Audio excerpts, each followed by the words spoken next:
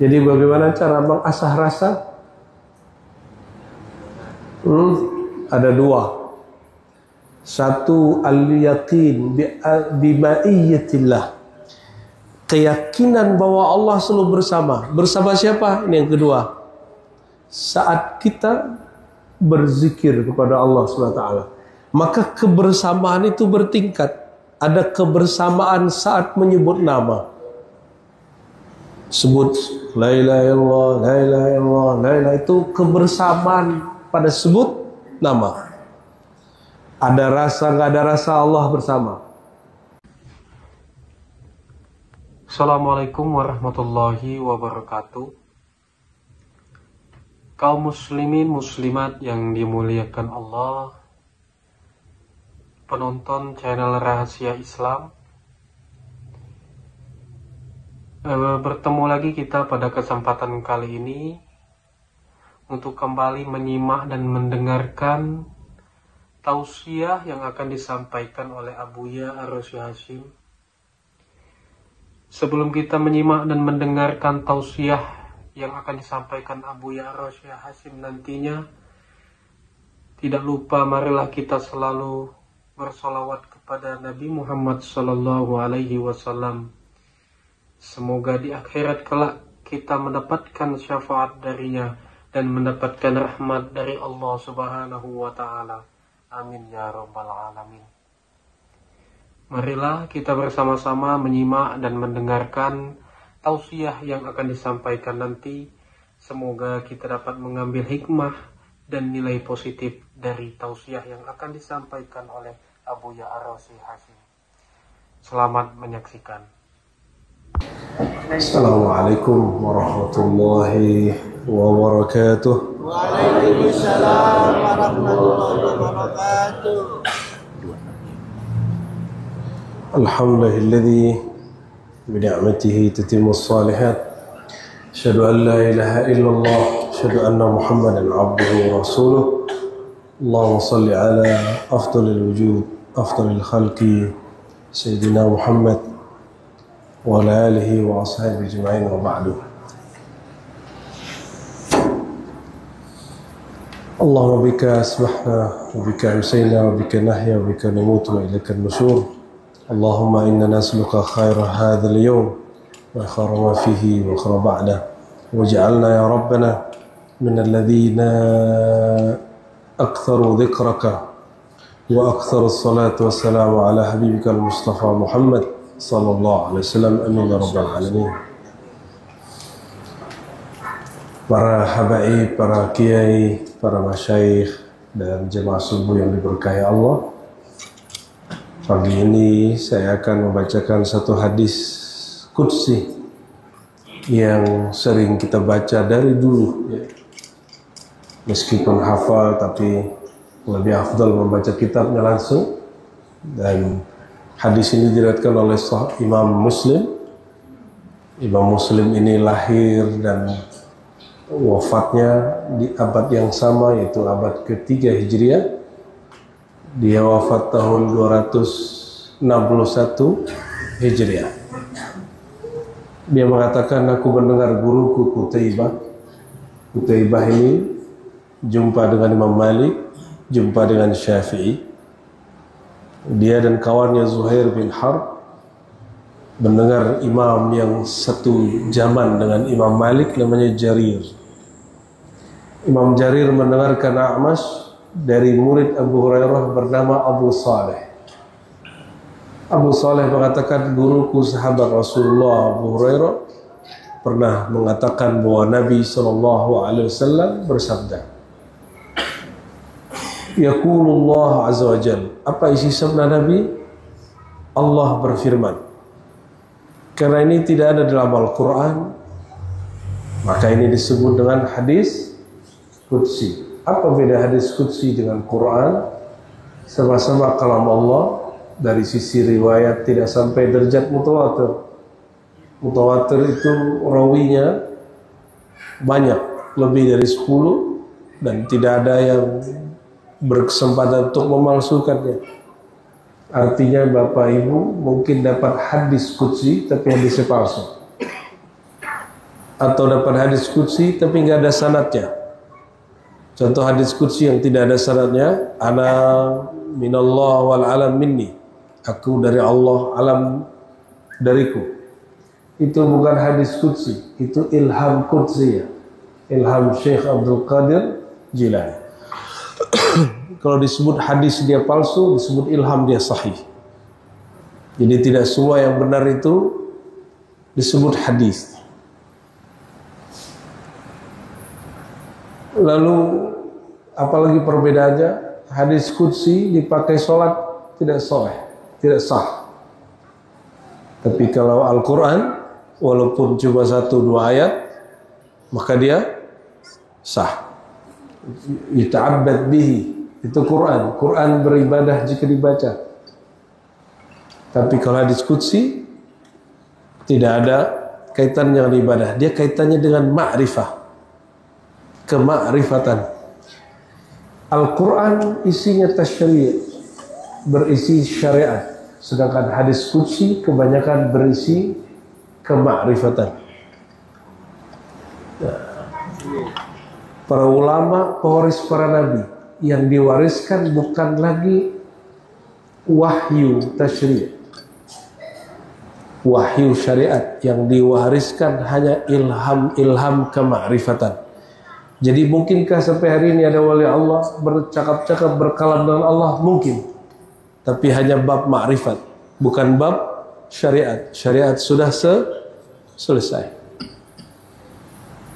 Dan Bapak Ibu Tuhan sekalian bisa cek nanti kalam-kalam Imam Junaid, Imam Shibli, Syekh Abdul Qadir Jilani, Al-Jili, Ba'uddin Syah Naqsyabandi. Kalau di kalangan Sa'dah Ba'alawi itu ada Imam Ja'far Shadiq, itu bukan Syiah, itu Imam Ahlus Sunnah. Ya, walaupun orang Syiah klaim itu imam dia, urusan mereka. Ja'far Shadiq dari sisi ibu zuriat Abu Bakar, dari sisi ayahnya zuriat Sayyidina Ali. Mungkinkah seorang cucu mencaci kakeknya? Mungkin enggak? Mungkin. Sedangkan Syiah Rafidah mencaci Abu Bakar Siddiq. Itu Ja'far Shadiq hari-hari merasakan dialog dengan Allah Subhanahu wa ta'ala. Salah satu yang dia dengar dalam zikirnya, dalam tawajuhnya kepada Allah, kata Allah kepada Sayyidina Ja'far, selama engkau berjuang untuk agamaku, aku jamin rezekimu. Itu kepada siapa? Ja'far Shadiq. Dan boleh jadi kalam ini diulang lagi kepada wali-wali setelahnya. Adapun hadis qudsi yang kita baca pada pagi ini, hadis barangkali para kiai, para jamaah subuh biasa dengar ya. Bismillahirrahmanirrahim. Yaqulullah azza wa jalla, Allah Subhanahu wa taala berfirman, ana inda zanni abdi bi. Sering dengar?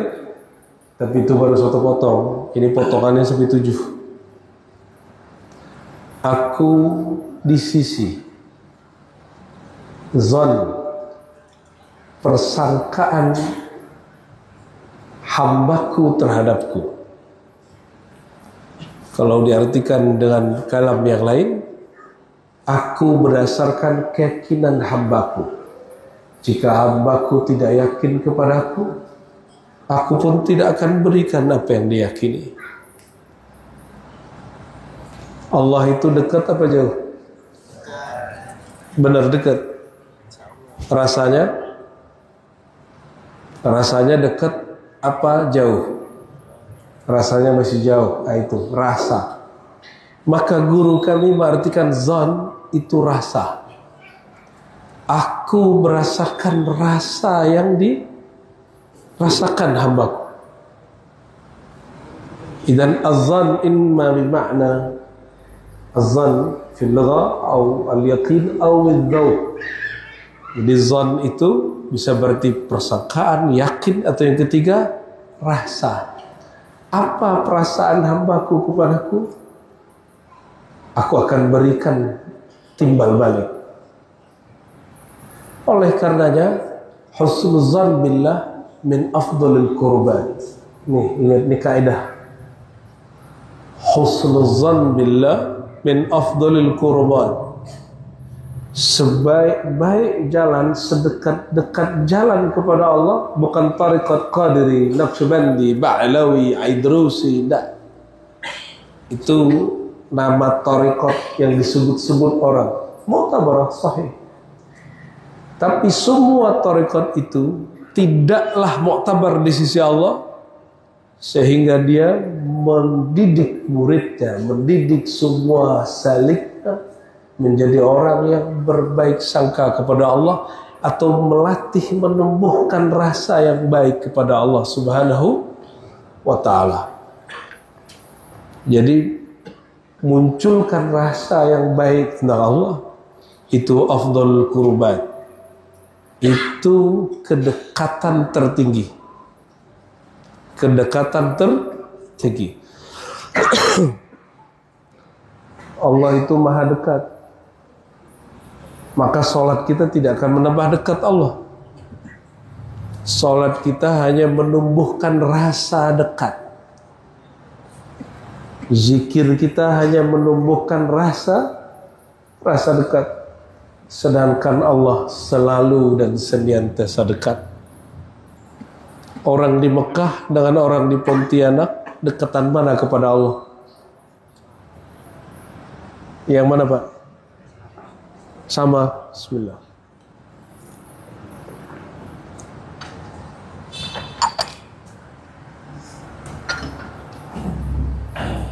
Orang di gunung sama di kaki gunung, dekat mana ke Allah? Kau tahu? Kata Ibnu Taimiyah nih, Habib, orang yang di gunung lebih dekat ke Allah. Ada di kitabnya. Orang yang posisi lebih tinggi di bumi lebih dekat kepada Allah pada di bawah. Karena mereka meyakini, Ibnu Taimiyah dan pengikutnya meyakini Allah benar-benar di atas. Dan lucunya berdalilnya pakai Fir'aun. Kata Fir'aun, wahai Haman, ibni li sarha. Ya. Tolong bangunin buatku tangga. Maka bagi pengikut Ibnu Taimiyah, ya, ini mohon maaf, kenapa ente berdalil pakai Fir'aun? Walaupun dikisahkan di Quran, Fir'aun itu tidak kenal Allah. Apa kata mereka? Fir'aun aja yakin Allah ada di langit, di atas. Mengapa kalian gak yakin? Maka orang yang gak meyakini Allah di atas lebih sesat dari Fir'aun.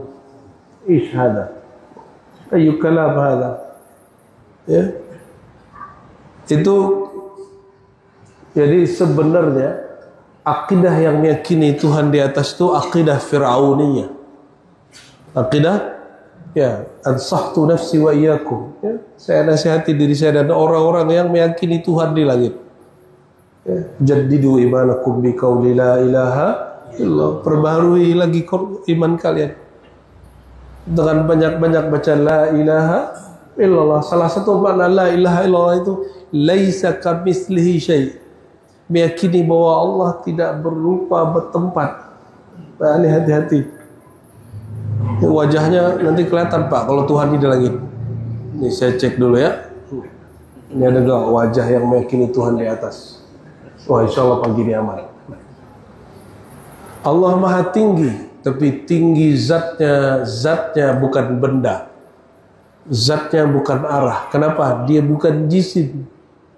Dia bukan benda. Karena dia bukan benda, tidak berlaku kepadanya hukum arah. Karena arah baru ada setelah dicipta benda. Sedangkan Allah sudah ada sebelum benda dan arah. Ta'alallah uluwan kabira. Allah maha suci, maha tinggi dari semua itu. Ini akidah Ahlus Sunnah wal Jamaah. Tapi dia mengatakan, aku lebih dekat, wa nahnu, kami lebih dekat kepada kalian daripada urat leher. Allah sangat dekat kepada orang yang muhsinin, qarib minal muhsinin, dekat kepada orang-orang yang ihsan. Maka PR kita ihsan di situ mungkin bagi sebagian ahli fikih, ahli tafsir, ihsanul amal, membagus-baguskan amal. La indi Al-muhsinun alladzina yuhsinuna adh-dhanna billah. Orang-orang yang membaguskan rasa dia, zon dia, persangkaan dia kepada Allah Subhanahu wa ta'ala. Oke, itu bab zon. Ini kalau diterusin panjang. Kesimpulan kalimat pertama ini apa? Orang itu dengan Allah hubungannya hubungan rasa. Tapi ingat, rasa itu makhluk. Allah tidak makhluk. Rasa itu terbatas. Allah tidak terbatas. Jadi rasa itu diasah, bukan dicari. Karena rasa itu sudah ada. Cukup diasah, tidak usah dicari-cari. Karena dia bukan Tuhan. Ilahi anta maksudi waridhaka matlubi. Yang kita cari itu Allahnya. Rasa bertuhan itu otomatis muncul. Ya. Wa ana mahu in hina yazkuruni. Nah, bagaimana cara mengasah rasa? Ana ma'ahu, aku bersamanya. Aku akan memberikan rasa bersama. Kapan? Hin, di saat yazkuruni, pakai fi'il mudhari, di saat dia sedang menyebut-nyebut namaku. Di saat dia mengingat-ingat tentang aku. Di saat dia sedang membicarakan tentang aku. Di saat dia sedang membaca kalam aku. Ana ma'ahu, aku bersamanya di saat dia berzikir kepadaku. Jadi bagaimana cara mengasah rasa? Ada dua. Satu, al-yaqin bima'iyyatillah. Keyakinan bahwa Allah selalu bersama. Bersama siapa? Ini yang kedua. Saat kita berzikir kepada Allah SWT, maka kebersamaan itu bertingkat. Ada kebersamaan saat menyebut nama. Sebut la ilaha illallah, la ilaha illallah, la ilaha, itu kebersamaan pada sebut nama. Ada rasa, nggak ada rasa, Allah bersama. Namun ada yang kedua, zikir itu tidak ada nyebut. Orang ingat tanpa menyebut, itu pun zikir. Wazkur rabbaka fi nafsik, sebut, ingat Rabbmu di dalam jiwamu. Nah, ini zikir khafi namanya. Zikir khafi nggak nyebut lagi. Zikir khafi, maka kalau ada zikir di kolbu masih nyebut, itu latihan zikir khafi. Khafi artinya zikir halus. Wazkur rabbaka fi nafsik, itu mengingat-ingat. Apa yang diingat? Kita kalau ingat orang, yang kita ingat sifatnya. Maka ingatlah sifat-sifat Allah Subhanahu, kebaikan-kebaikan Allah Subhanahu wa ta'ala. Itu cara ingatnya. Ingat begini lebih tinggi daripada menyebut. Bal inda ba'di masyayikhna az-zikrul khafi afdal min 70,000 min az-zikr al-jahri. Zikir dengan khafi, ingat, 70,000 kali lipat di atas zikir dengan menyebut-nyebut tapi tidak ingat. Oleh karenanya, semakin orang itu tinggi atau dalam kewaliannya, semakin dia khafi zikirnya. Dan afdaluz zakirin, sebaik-baik orang-orang zikir, orang-orang yang menyembunyikan zikirnya. Itu yang disebut ya ayyuhallazina amanu dzkurullaha dzikran katsira. Wahai orang-orang yang beriman, zikirlah sebanyak-banyaknya. Zikir khafi dihitung lebih banyak dari zikir lisan. Bukan angka. Angka itu cuma latihan. Jadi wajib belajar ilmu zikir khafi. Maka belajar thariqah lah. Ya. Belajar thariqah Naqsyabandiyah, Qadiriyah, Syaziliyah.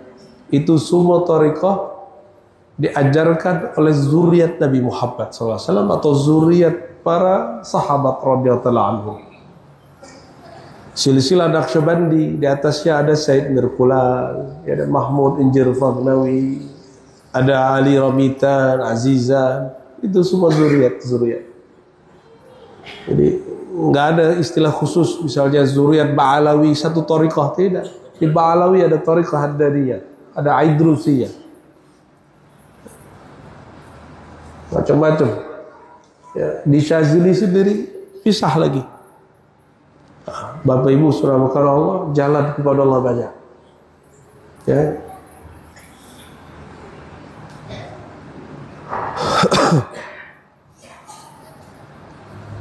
Jadi kalau ingin cari tahu orang yang bersama Allah, gimana cari tahunya?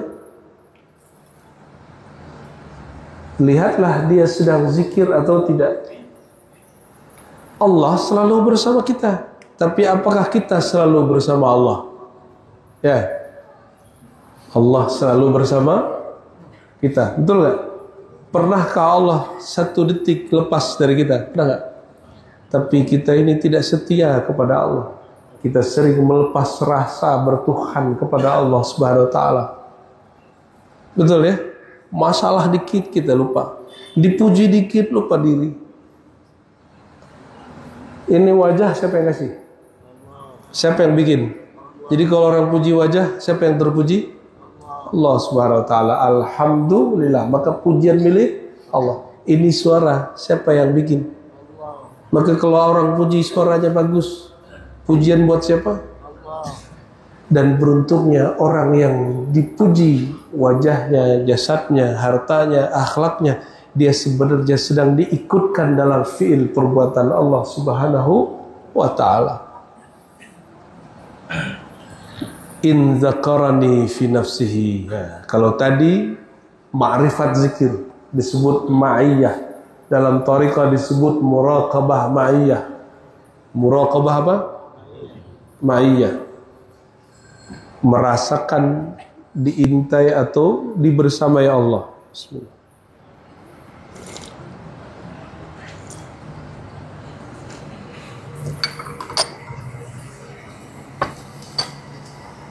Ya, khair. Lalu hadis ini bercerita tentang thariqah zikir. In zakarani fi nafsihi zakartuhu fi nafsi. In zakarani fi mala'in zakartuhu fi mala'in khairan minhu. Ini metode berzikir. Metode pertama, jika dia mengingat aku, berzikir kepadaku di dalam nafsnya, disebut zikir nafsi atau zikir khafi, aku akan sebut dia di dalam diriku. Maka kata diriku pada Allah itu istilah syarak. Allah menyebut dirinya nafs, diriku atau zatku. Maka orang yang ingat Allah di dalam zat dirinya, di dalam kesejatian dirinya, Allah akan ingat orang itu dalam rahasianya, semua rahasia. Dan orang ini Allah sembunyikan. Orang yang begini Allah sembunyikan. Bagaimana cara sembunyiinnya? Cara nyembunyiin seseorang, sembunyiin di keramaian, di ketenangan, sembunyikan di khalayak, sehingga pasangannya, anak istrinya, orang dekatnya, orang kampungnya nggak tahu kalau dia wali Allah, karena dia menyembunyikan kewaliannya. Bahkan kadang dia menzahirkan sesuatu yang bikin orang menghujat dia, disebut malamatiyah. Kadang dia menzahirkan sesuatu yang kayak orang gila, disebut majzubiyah, majzub. Tapi ada yang Allah masyhurkan, ini thariqah yang kedua. Idzakarani fi mala'in. Jika dia berzikir di suatu khalayak, suatu majlis, suatu masjid, suatu zawiyah, suatu surau, satu langgar, satu pesantren, zakartuhu fi mala'in, ya, aku sebut dia di khalayak yang lebih mulia dari mereka.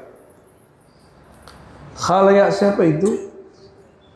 Imma arwahul anbiya wal awliya wasyuhada wal malaika. Ada kalanya itu di sisi arwah para nabi, para aulia, para syuhada, atau yang paling standar arwah para malaikat. Nah, ini menambah. Kebanyakan syarah uraian hadis saja mengatakan mereka disebut-sebut di kalangan yang lebih baik dari mereka di kalangan malaikat. Ini keliru. Kenapa? Wa kam min basharin wa huwa afdal min malaika. Betapa banyak manusia dia lebih mulia dari malaikat, yaitu para nabi. Inilah manhaj Ahlus Sunnah. Guru Imam Al-Baihaqi namanya Imam Al-Hulaimi Al-Bukhari. Ya, Al-Hulaimi Al-Bukhari. Apa kata beliau? Sebagaimana sebagian manusia lebih hina daripada hewan, maka ada sebagian manusia lebih mulia hatta dari malaikat. Mungkin kita tidak bagian dari itu, tapi kita berdoa semoga kita menjadi murid dari pewaris para nabi yang mereka lebih mulia dari sebagian malaikat. Amin. Ya Rabbal Alamin. Syukur-syukur bagian dari mereka. Amin ya Rabbal Alamin.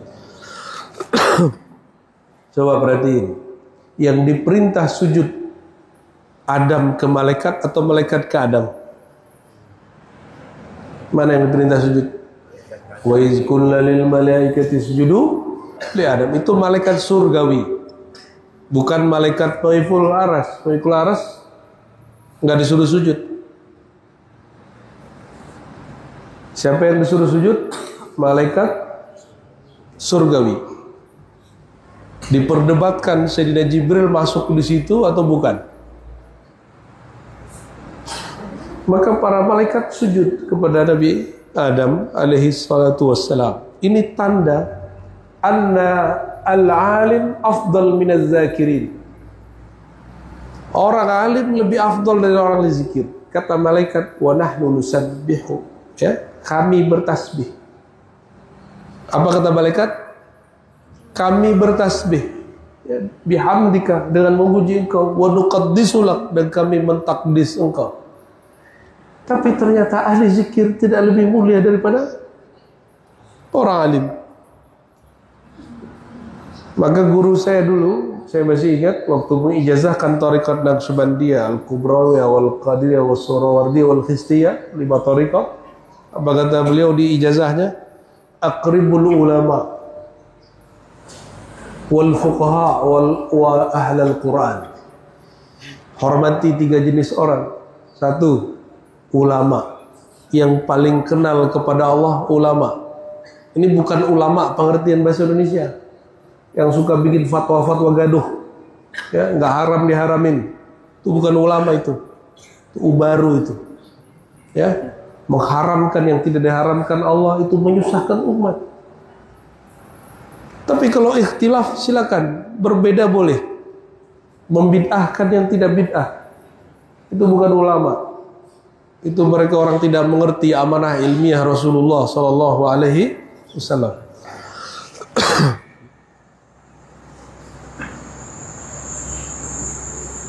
Kita lanjut, hadis-hadis masih panjang, ya.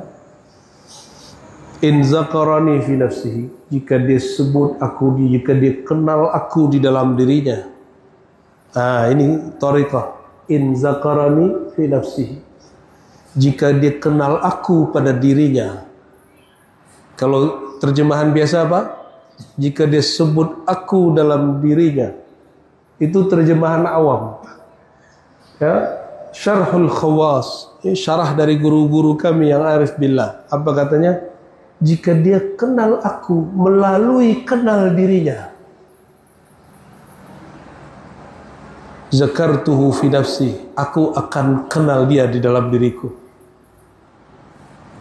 Ini martabatul arifin, martabat orang-orang arif billah. Orang begini enggak nunggu nangis itu hidup susah dulu. Orang begini enggak nunggu ridha Allah itu kok Ka'bah dulu, enggak. Kenapa? Dia sudah kenal hakikat dirinya. Dirinya dari apa, sumbernya dari mana.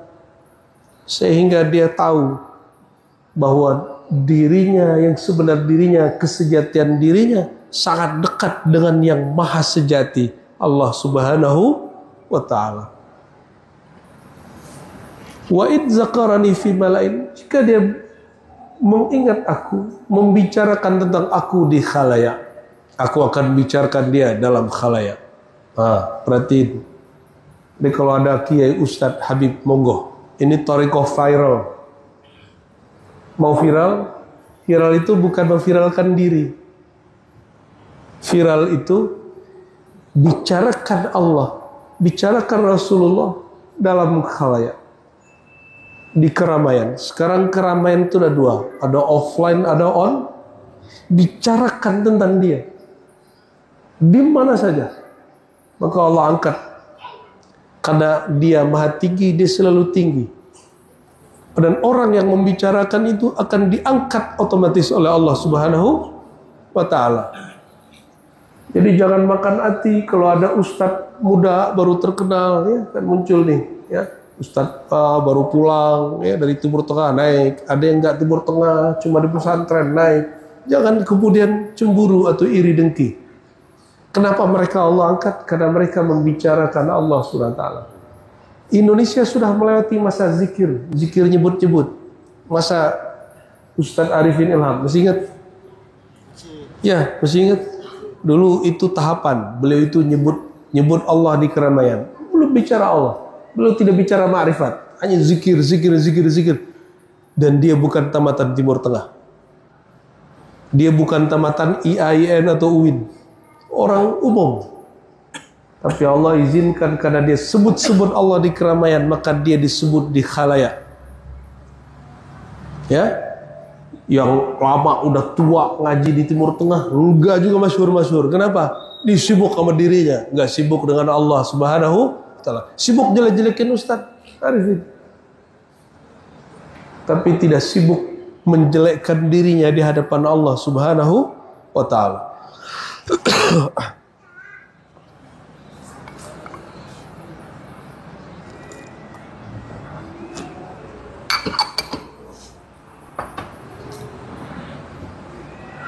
Mohon maaf ya, serak Pak, harus selalu dikasih air ya. Berarti ada dua thariqah zikir. Ada zikir nafsi, zikir khafi. Ada zikir jahri, zikir jahar. Dua-duanya masyru' fid din. Maka Imam An-Nawawi, Al-Hafiz Al-Faqih Al-Mujtahid, ya, pengarang kitab Al-Maju', Syarah Muhazzab, Syarah Muslim, ya, apa kata beliau? Kitab Al-Azkar. Di kitab Al-Azkar beliau menjelaskan ini, bahwa zikir itu disyariatkan kadang jahar, kadang sir, secara fikih. Maka Bapak Ibu jangan pertentangkan lagi. Bolehkah zikir keras habis sholat? Tidak bolehkah zikir keras? Gak usah dipertentangkan lagi. Itu dua-duanya ada mahalnya. Dan ulama ahlus sunnah yang mengerti sunnah, yang mengerti dalil, mereka tidak ada yang tidak tahu bahwa zikir ba'da sholat dengan zikir jahar itu masyru', itu dianjurkan.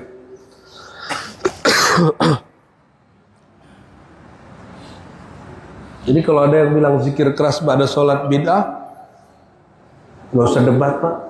Huwa la ya'rifud din, la ya'riful millah, la ya'rifus sunnah. Orang ini nggak kenal sunnah.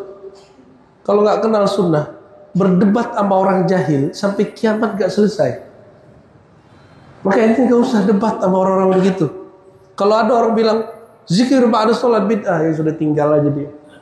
Ya, kalau ente mau tahu ngaji, ya, di Sahih Bukhari, di Sahih Muslim, di Sunan Abi Daud, Tirmizi, Nasai, Ibnu Majah, Ahmad, Malik, Sunan Al-Kubra, Al-Baihaqi, semuanya jelas bahwa zikir jahar ba'da salat itu sunnah Nabi Muhammad sallallahu alaihi wasallam. Kata Ibnu Abbas, kunna na'rifu, kami betul-betul tahu, kunna na'lamu, di Sahih Bukhari, kami betul-betul tahu. Apa beda na'rifu dengan na'lam?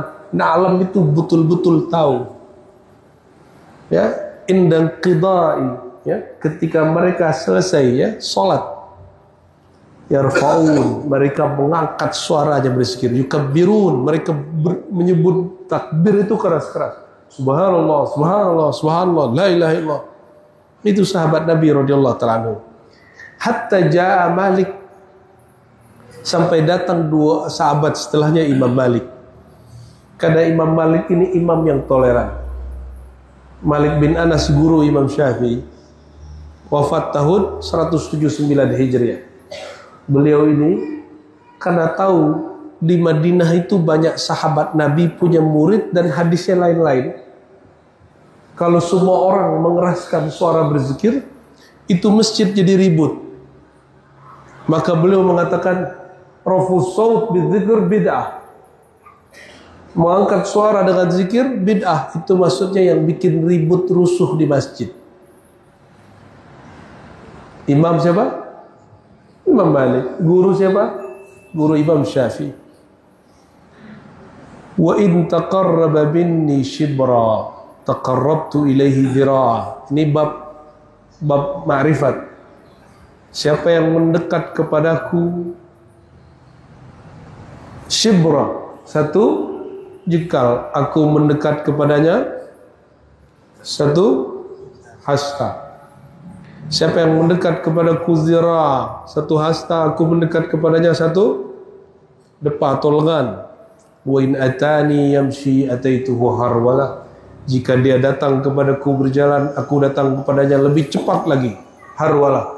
Harwala secara harfiah berarti jalan-jalan, lari dengan agak sedikit cepat. Allah lari nggak Pak? Allah lari-lari nggak? Ada yang ngerti Allah lari? Maka hadis ini, hadis qudsi, kata Ibnu Rushd, ya, rahmatullah alaih, ada riwayat, ada hadis, ada lafaz, kalau dipahami secara harfiah boleh kufur jadinya. Ya, yang meyakini Allah lari-lari itu kufur Pak. Menurut Ibnu Rushd. Terus apa maksud dari lafaz ini? Kamu berzikir satu, Allah mendekat kepadamu dengan memberi 10. Kamu berusaha mencari rasa bertuhan, Allah akan anugerahi rasa yakin. Kenapa? Orang semakin dia mengenal Allah, semakin rasa bertuhan itu tiada batas. Oleh karenanya Bapak Ibu, orang kalau sudah belajar zikir, itu gak ada puasnya zikir, gak ada puasnya khusyuk. Dia akan setiap hari tidak merasa khusyuk. Maka saya sampaikan kepada antum yang sudah belajar zikrullah, selamat datang di gerbang Anda tidak lagi merasa khusyuk. Khusyuk itu Bapak Ibu, aslul khusyuk al-ma'rifah billah wal hudur bihi. Pokok daripada khusyuk itu kenal Allah dan merasakan hadirnya hati kepada Allah. Itu pokok zikir, pokok khusyuk. Dan rasa ini nggak ada batasnya, tidak ada batasnya. Maka orang kalau sudah rasa begitu, dia besok akan hambar lagi, dia pengen rasa yang lebih tinggi lagi. Bapak Ibu Saudara Saudari yang bukan Allah, berdasarkan hadis ini kita simpulkan bahwa hubungan kita dengan Allah hubungan zan atau hubungan zauq, hubungan rasa. Maka carilah ilmu yang dapat merawat rasa bertuhan kepada Allah SWT. Dan yang kedua, zikir itu ada dua tingkat. Ada zikir ma'rifat, zikir mengenal, itu di dalam diri, di dalam zat. Ada zikir syariat, zikir yang hanya menyebut-nyebut. Ya, kalau digabung, fahuwa kamilun mukamil, itulah sempurna. Ya, karena pada hakikatnya makrifat itu asal, sedangkan syariat itu buahnya. Jadi dua-duanya nggak boleh hilang. Masa ada buah tapi nggak ada rasa? Masa ada rasa tapi nggak ada buahnya? Itu bohong. Orang yang mengaku ma'rifat tapi tidak bersyariat, bohong. Orang yang bersyariat tapi menolak rasa, itu orang bodoh. Kenapa? Masak makan gak ada bumbunya. Itu bodoh gak? Bertahun-tahun sholat tidak ada rasa, kok ente bisa bertahan? Siapa yang bodohin ente itu? Ya, mungkin guru yang juga tidak khusyuk. Ya, lalu mendidik kita, ngancam kita. Maka sholat khusyuk bukan karena diancam, bukan karena diiming-imingi surga, bukan karena diancam-ancam dengan siksa Allah. Sholat khusyuk itu sholat yang dia kenal Allah dan dia merasakan hadirnya Allah Subhanahu wa ta'ala. Barangkali ya, itulah hadis qudsi riwayat Imam Muslim, adanya di dalam Kitabul Azkar bab zikir. Silakan dilihat ya, masih jilid 2 ya. Semoga Allah Ta'ala jadikan yang hadir pagi ini orang-orang yang berseri-seri wajahnya karena mendengarkan sabda Nabi Muhammad SAW. Karena beliau mengatakan, nadarallahu mra'an sami'a maqalati. Allah akan bikin wajah orang yang dengar kalamku berseri-seri ya. Dan kata beliau ya, di ujung hadis itu, farubba muballighin aw amin sami'. Bisa jadi yang mendengar jamaah lebih ngerti dari ustadznya, bisa jadi. Siapa tahu di antara antum ada yang Allah bukakan rasa di kolbunya lebih kencang dari ustadz di depannya. Boleh jadi. Ya, itulah orang-orang yang mengingat aku di dalam kesejatian dirinya. Ya, Allah marzuqna ma'rifataka wa mahabbataka wa muraqabataka wa musyahadataka. Ya Allah, izinkan kami merasakan nikmatnya bertuhan kepada Engkau, nikmatnya merasakan cinta kepada Engkau, nikmatnya merasa dipandang oleh Engkau, dan nikmatnya merasa memandang kepada Engkau. Bihaqqi Rasulullah sallallahu alaihi wasallam fastajib da'awatina amin ya rabbal alamin. Ada tanya jawab? Malam tadi nggak jadi tanya jawab kan? Nah, monggo. Nanya ya, bukan debat ya. Kalau debat kita di kamar berdua. Ya, kasihan umat. Ya. Bismillahirrahmanirrahim. Ya. Sebelumnya syukran, ahlan bikum. Afwan Buya, assalamualaikum, salam di Indonesia. Buya berbicara tentang syariat dan ma'rifat. Saya sangat bangga Buya untuk menambah pembedahan ilmu bagi kami semua. Yang kami pertanyakan Buya, sebelumnya tidak ada debat. Ada Buya sudah nyampaikan tidak ada debat. Pertanyaannya Buya, apakah sholat syariat berbeda dengan sholat ma'rifat? Itu yang pertama Buya, mohon maaf.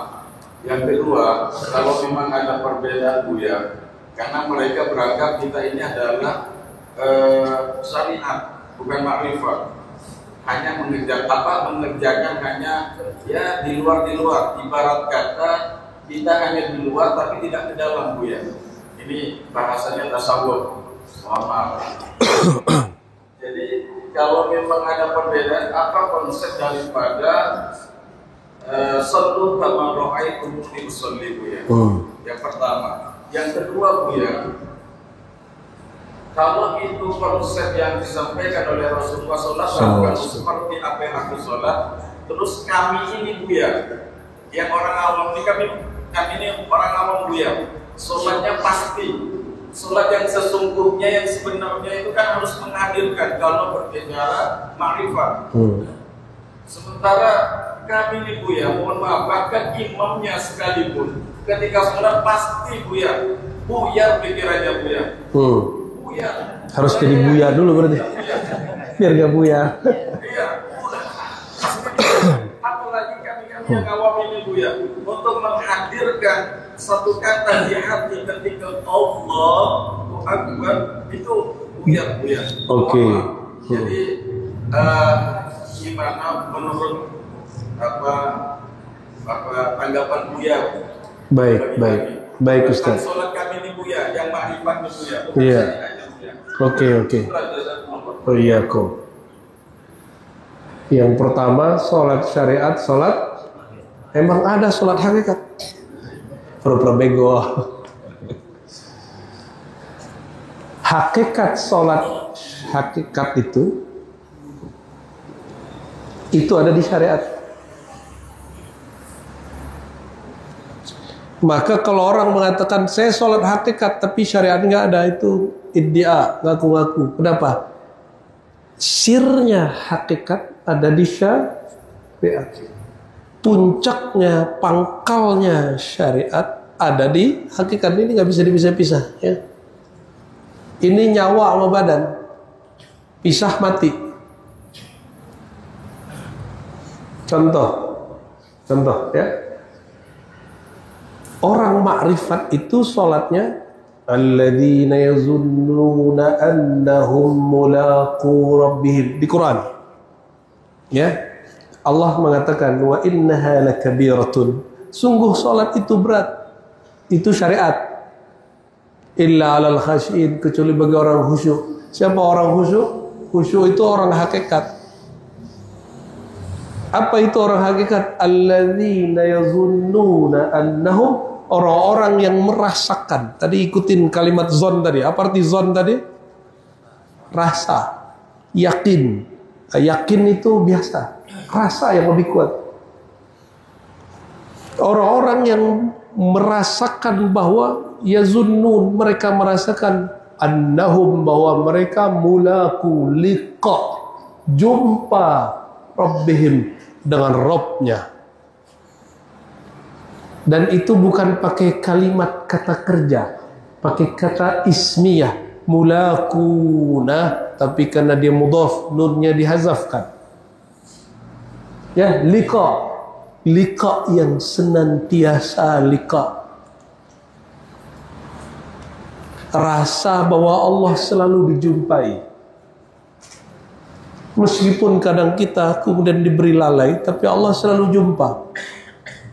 Wa annahum, nih kedua, salat hakikat yang kedua. Bahwasannya mereka rajiun, berpulang kepada Allah. Gimana cara pulang kepada Allah? Nah, itulah kalam Nabi. Kalau mau pulang kepada Allah, sallu, ikutin hadis keduanya, kama ra'aitumuni usolli. Ini terjemahannya dibenerin kiai. Itu salah terjemah itu. Sholatlah seperti kamu lihat aku sholat. Seperti aku sholat, itu keliru. Sholatlah seperti aku sholat, itu keliru. Yang tepat terjemahannya apa? Sholatlah kamu sebagaimana kamu melihat aku sholat. Lihat Nabi sholat gak? Sallallahu alaihi wasallam. Maka cari sahabat Nabi. Ada yang jumpa sahabat Nabi? Cari murid sahabat Nabi, tabi'in. Ada yang jumpa tabi'in, ya. Jumpa Sayyidina Abu Bakar, Umar, Utsman, Ali. Nah, yaudah cari murid Sayyidina Ali. Siapa murid Sayyidina Ali? Bisa anaknya, bisa cucunya, bisa muridnya. Hasan al-Basri atau Hasan anak beliau. Enggak jumpa Hasan Basri? Cari murid Hasan Basri. Ya. Enggak jumpa murid Hasan Basri? Cari murid ini terus. Nah, yang jumpa dengan Hasan Basri siapa? Al-Ujaimi jumpa dengannya Ma'ruf al-Kharqi, sezaman dengan Imam Syafi'i. Ma'ruf al-Kharqi jumpa dengannya Sirus-Sakti. Sirus-Sakti melihat dia sholat Junaid al-Baghdadi. Maka thariqat Junaidiyah itu thariqat sholat hakikat. Dan Imam Junaid mengatakan, Alkitab wa sunnah, kata beliau, nahnu muqayyadun bil kitabi was sunnah. Kita ini berikat begini dengan kitab dan sunnah. Maka semakin orang bertariqah, bertasawuf, semakin kencang sunnahnya. Ya, wa ana syahidun ala dzalik. Saya lihat guru saya, itu luar biasa. Semakin dia bertariqah, dia semakin mengamalkan sunnah. Di silsilah Naqsyabandiyah, Surawardiyah, Kubra wal Khistiyah, itu ada namanya Imam Maulana Ma'sum Ad-Dihlawi An-Naqsyabandi al-Mujaddidi. Beliau ini ulama zuriat Sayyidina Umar. Pernah masuk masjid, lupa pakai tangan, pakai kaki kanan. Maka dia pingsan 3 hari 3 malam. Ketika masuk dia ingat, pingsan Pak 3 hari 3 malam. Berapa hari? Coba antum tadi masuk pakai doa nggak? Kaki kiri pakai kanan. Kanan. Doanya lupa. Doanya lupa. Kalau imam masuk, langsung dipingsan. Nggak ada kita yang sampai derajat begitu. Itu imam 5 thariqah. Naqsyabandiyah, Mujaddiriyah, Kubriyah, Wahistiyah, Qadiriyah. Ya, ada satu lagi saya lupa. Ya. Itu thariqah dia. Jadi setahu kami, orang semakin kuat berthariqah, bertasawuf, dia semakin terikat dengan sunnah-sunnah Nabi alaihi salatu wassalam. Ya. Jadi orang yang bermanhaj sunnah itu menurut saya ahli tasawuf. Jadi kalau ada orang bicara makrifat tapi tidak mengindahkan syariat, itu bukan tasawuf. Itu bukan tasawuf. Imam Junaid punya murid namanya Shibli. Shibli punya murid, ya. Ada Al-Maghribi, ada Al-Hasan Khirqani, terus ada jalur Naqsyabandi, ya. Ada jalur Imam Al-Farmadi, terus kepada Ghazali, ada Yusuf Al-Hamadani, Abdul Khaliq Hujuni, terus sampai kepada zaman mursyid-mursyid hari ini. Jadi kalau tidak jumpa Nabi, carilah orang yang jumpa dengan orang yang jumpa dengan orang yang jumpa dengan orang yang jumpa Nabi Muhammad SAW. Itu yang disebut bersilsilah, bersanad. Oleh karenanya sholat kita sudah bersanad belum? Sanadnya belajar secara ilmu di fikih, melihat gurunya praktek secara ru'yah, disebut al-musalsal birru'yah.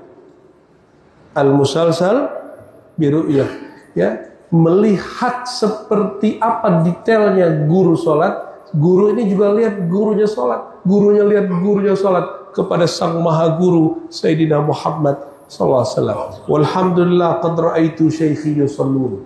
Saya melihat alhamdulillah guru-guru saya, mursyid saya sholat, baik yang dari jalur ilmu fikih, aqidah, apalagi yang bertasawuf, dan sholatnya semuanya sama, yang berbeda rasa di antara mereka. Ya, wallahu a'lam bis-shawab. Ya, terjawab Kiai, cari guru, cari mursyid. Jadi jangan hadirkan satu huruf, nggak kuat antum. Maka cara menghadirkan kolbu, hadirkan ahli kolbu di depan kita jadi imam. Oh, imamnya bukan dia, enggak. Kita seakan-akan mengikuti ahli kolbu di depan. Disebut sholat mahabbah. Ana ma'ahu idza dzakarani. Aku bersamanya jika dia mencintainya. Jadi sholat paling gampang itu, Kiai, sholat mahabbah. Sholat dengan rasa cinta. Cinta, sebelum cinta kepada Allah, cinta dulu kepada Rasulullah. Dan sebelum cinta Rasulullah, belajar cinta dululah kepada pewaris Rasulullah. Maka orang yang meniadakan guru, menolak ikut imam, langsung saja kepada Rasulullah, itu cintanya terputus, dan putusnya banyak. Karena jarak kita dengan Nabi, kalau lewat Sahih Bukhari bisa 20-an orang. Kalau lewat thariqah bisa 40 orang.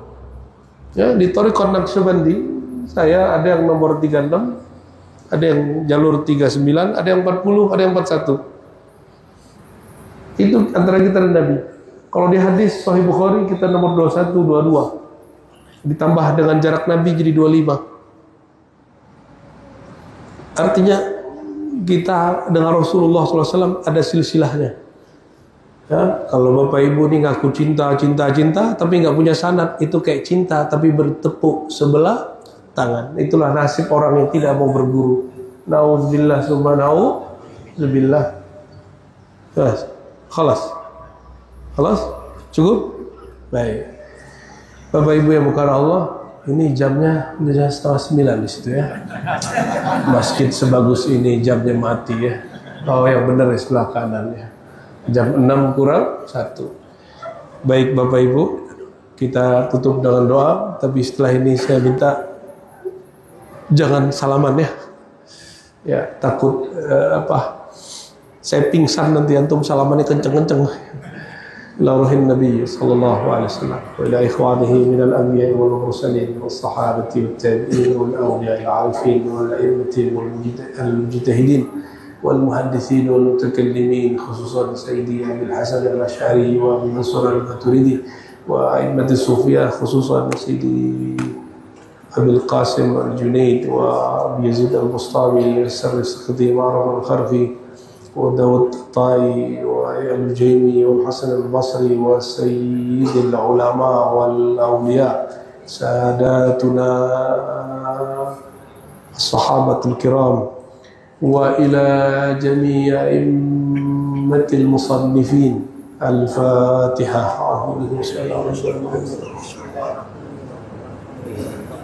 صراط الذين أنعمت عليهم غير المغضوب عليهم ولا الضالين. اللهم يا الله بحق الفاتحة وصل على سيدنا الفاتح. اللهم يا فتاح يا فتاح يا فتاح صل على سيدنا محمد الفاتح لما أغلق والخاتم لما سبق ناصر الحق بالحق والهادي إلى صراطك المستقيم وعلى آله حق قدره ومقداره العظيم. اللهم ya Allah yang maha membuka pintu langit, yang maha membuka pintu bumi, yang maha membuka pintu surga. Ya Allah, iftah lana qulubana. Ya Allah, sebagaimana bagi Engkau mudah membuka semua pintu itu, maka mudahkanlah ya Allah terbukanya pintu hati kami. Allahumma iftah qulubana litawajjuh ilaik. Ya Allah, izinkan qalbu kami terbuka untuk menghadap kepada Engkau. Allahumma inna nasta'inu bika wa nastaghithu bika faqdi hawaijana. Ya Allah, kami memohon kepada Engkau, kami betul-betul meminta kepada Engkau, maka bantulah kami. A'inna ala dzikrika wa syukrika wa husni ibadatik. Pertolongan pertama yang kami minta, ya Allah, bantulah kami mengenal Engkau, bantulah kami kembali mengingat pertemuan kami dengan Engkau, bantulah kami menumbuhkan rasa kehambaan kami ke hadapan Engkau. Dan ya Allah, jika Engkau melihat ada kesesatan penyimpangan pada diri kami, mohon ya Allah selamatkan diri kami, selamatkan siapapun orang yang pernah kami sesatkan, selamatkan diri kami ya Allah bihaqqi Rasulillah sallallahu alaihi wasallam. Allahumma adfa'anna kulla syarrin wa nas'aluka kulla khairin. Ya Allah, dengan namamu yang jami' yang mani', kami memohon semua kebaikan bagi kami, bagi keluarga kami, bagi orang yang hadir pagi ini, dan jagalah kami dan mereka dari semua keburukan, baik yang kami mengerti ataupun yang kami tidak mengerti. Allahumma inna nas'aluka hubbaka wa hubba man yuhibbuk waj'al lana al-'amal alladhi yuballighuna ila hubbik. Ya Allah, mohon beri kami rasa cinta kepada Engkau, rasa cinta kepada orang yang mencintai Engkau. Dan ya Allah, berikan kami satu amalan yang menjadi wasilah kami mencapai kepada cinta kepada Engkau. Warzuqna ya Rabbana at-taubata wal istiqamata ala syariatil gharra wa tariqatil bayda birahmatika ya arhamar rahimin. Ya Allah, terakhir kami memohon, izinkan kami menjadi hamba yang banyak bertaubat.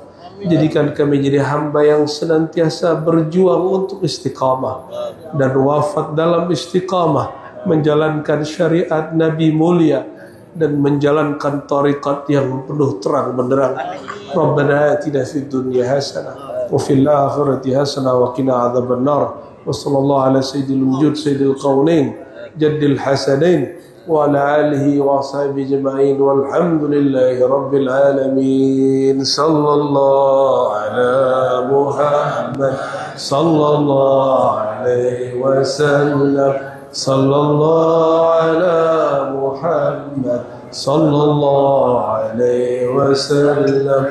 Sallallahu ala Muhammad sallallahu alaihi wasallam. Sallallahu ala Muhammad sallallahu alaihi wasallam. Assalamualaikum. Baiklah, telah kita saksikan tadi secara bersama-sama tausiah yang telah disampaikan oleh Abuya Ar-Rasyid Hasim. Semoga bagi kita yang mendengarkan dan bagi Abuya Ar-Rasyid Hasim yang menyampaikan, sama-sama mendapatkan pahala dari Allah Subhanahu wa Ta'ala. Semoga apa yang telah kita dengarkan dan kita simak bersama-sama tadi dapat menambah ilmu pengetahuan kita, dan semakin mendekatkan diri kita kepada Allah Subhanahu wa Ta'ala. Amin ya Rabbal Alamin. Dari tausiah yang telah disampaikan oleh Abu Ya'ra Syekh Hasyim tadi, dapat kita ambil kesimpulan dan juga ilmunya, bahwasanya jangan sampai kita terlena oleh kenikmatan dunia hingga sampai meninggalkan kewajiban kita dan meninggalkan perintah dari Allah Subhanahu wa Ta'ala.